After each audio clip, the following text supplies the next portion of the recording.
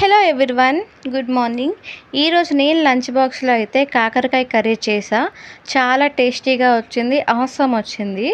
అయితే కాకరకాయ అంటే చాలామందికి ఇష్టం ఉండదు, ఈవెన్ నాకు కూడా ఇష్టం ఉండదు. కానీ ఒక్కసారి నేను ఇలా చేసా, అప్పటి నుంచి నా ఫేవరెట్ అయ్యింది.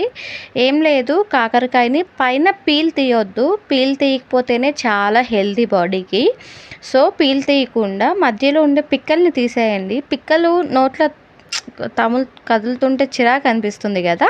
సో అట్లా అని పిక్కల్ని తీసేసి కర్డ్ ఉంటుంది కదా, కర్డ్, పసుపు, ఉప్పు వేసి మ్యారినేట్ చేసి ఒక హాఫ్ అన్ అవర్ లేదంటే ఒక 30 మినిట్స్ 20 మినిట్స్ అయినా ఒక సైడ్కి పెట్టుకోవాలి. ఎందుకంటే కర్డ్ అనేది కాకరకాయ ముక్కల్ని మంచిగా మ్యారినేట్ అవుతుంది. ఈలోపు కడాయి పెట్టి కడాయిలో గీ వేసుకుంటే చాలా టేస్టీగా ఉంటుంది curry. So ghee or oil వేసుకొని ఆవాలు, జీలకర్ర, కర్రీ లీవ్స్ వేసి ఫ్రై చేయాలి.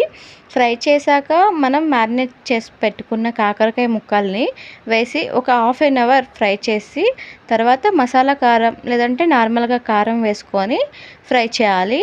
ఫ్రై చేశాక మనం లాస్ట్లో ఒక ఈ పొడి వేసుకుంటే చాలా టేస్టీగా ఉంటుంది. ఈ పౌడర్ ఏం లేదు, పుట్నాల పప్పు, పల్లీలు, మినపపప్పు అండ్ కొంచెం గసగసాలు, తర్వాత ఎండుమిర్చి, మిరియాలు, ఈ మొత్తం పిండిలా పౌడర్లా చేసి ఈ పౌడర్ని మనం ఫ్రై చేస్తున్న కాకరకాయ కర్రీలో వేసుకొని ఒక 5 నిమిషాలు అయ్యాక దించేస్తే చాలా టేస్టీగా ఉంటుంది.